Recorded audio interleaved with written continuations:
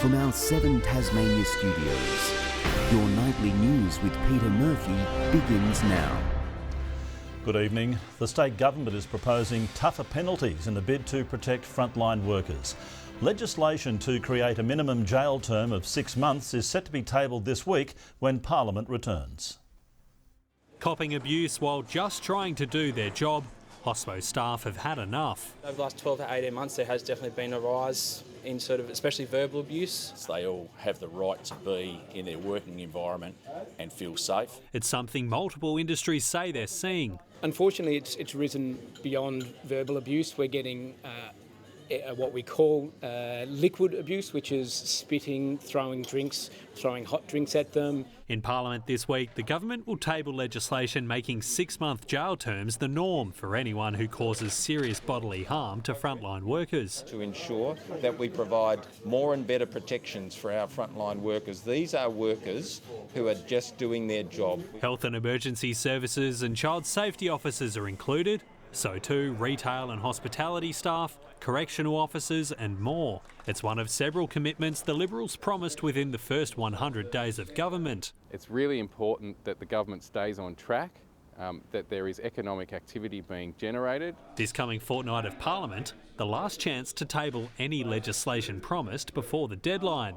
But most of it's yet to be seen, including amendments to the UTAS Act to stop them selling the Sandy Bay campus, and legislation for a renewable energy zone in the northwest. We're already hearing weasel words from ministers within the government because they won't meet some of the requirements that they set for themselves. We're on track to deliver on our 100-day plan. We've got a huge agenda. Josh Duggan, 7 Tasmania News.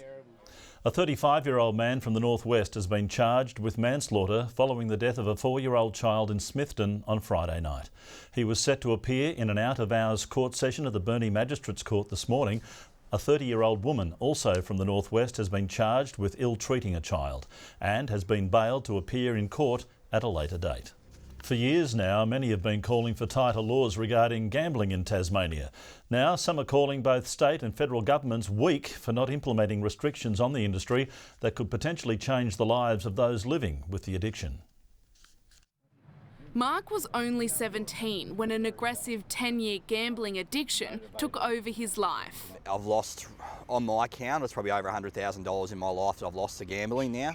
An avid AFL lover, Mark no longer watches games due to the chance of seeing gambling ads. It frustrates me no end that we're trying to do the right thing and we still get it forced down our throats. It doesn't matter where we look. A federal parliament committee made a swathe of recommendations to strengthen regulations of the gambling industry 12 months ago.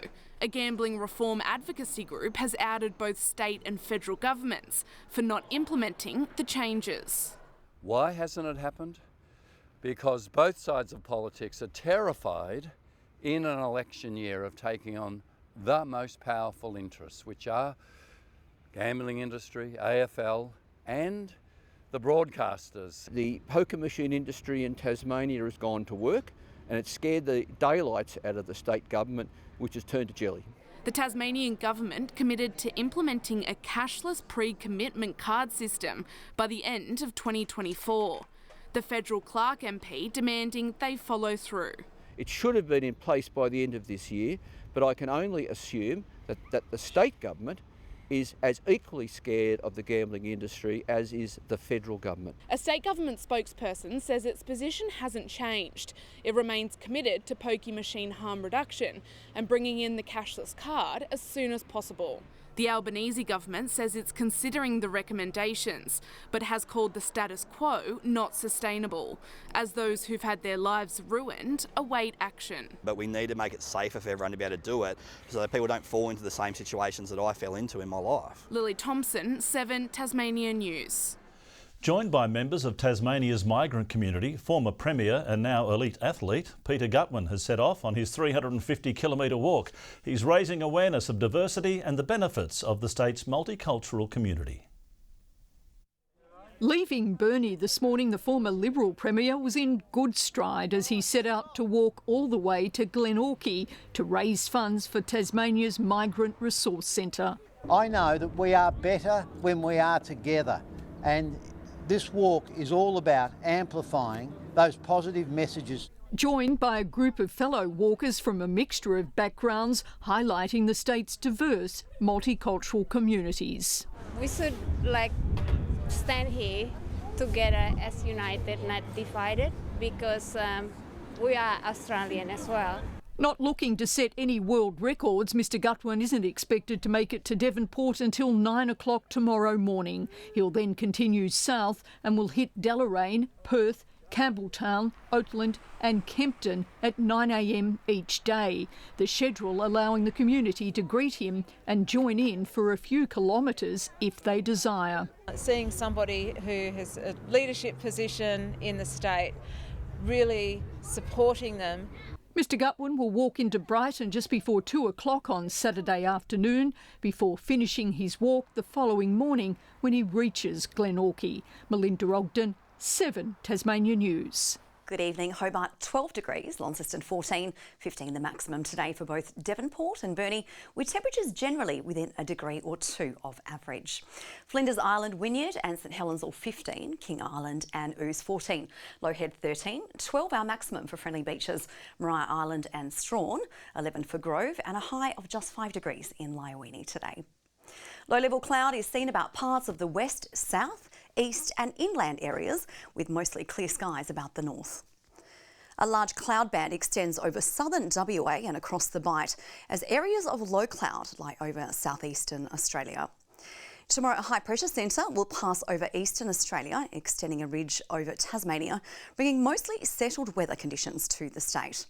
West to southwesterly winds increasing up to 35 knots about the west and south, with north-westerly winds will tend later in the day, with swells increasing up to 3 metres. A gale warning is in place for coastal waters between South East Cape around to Sandy Cape. There is also a strong wind warning for the far northwest coast and the southeast coast. Showery and 12 all round for Hobart, Dover and Ouse tomorrow. Launceston 12 the high after -2 overnight. Late showers for Devonport and Scottsdale. Showery in Burnie 13, increasing showers for Strawn 12, becoming windy in Stanley 14 there. Some winter sunshine on the way for St Helens 13, much the same in Swansea 12. Now a severe morning frost for Ross, 10 the top after -3 overnight rather, and a reminder to please drive to the conditions on icy roads. Tuesday, showers statewide, although more frequent about the north and west. Possible thunderstorm activity firing up about the west and north coast, with snow falling to around 800 metres. Wednesday, showers about western, southern and central areas. Snowfall continues to around 500 metres after a morning frost. And Thursday, showers about the west and south. Now we can expect mountainous snow after a frosty start again. A fine and sunny 23 in Brisbane tomorrow. Late showers for Melbourne and Adelaide. Mostly sunny in Sydney, 18 there. They're getting their fair share of vitamin D in Darwin with a fine and sunny 31 degrees. This Sunday evening, partly cloudy in Hobart, 7 degrees, also 7 in Launceston and 9 in Devonport. The north are in for a frosty reception tomorrow morning, Murph. Almost as frosty as the reception that you gave us Geelong supporters here this afternoon. Not so, Kaya. Speaking of receptions, I'll have one in the boardroom very shortly. You're welcome to join me. And joining you tomorrow night will be Kim Miller here at 6 p.m. Enjoy the rest of your weekend. Good night.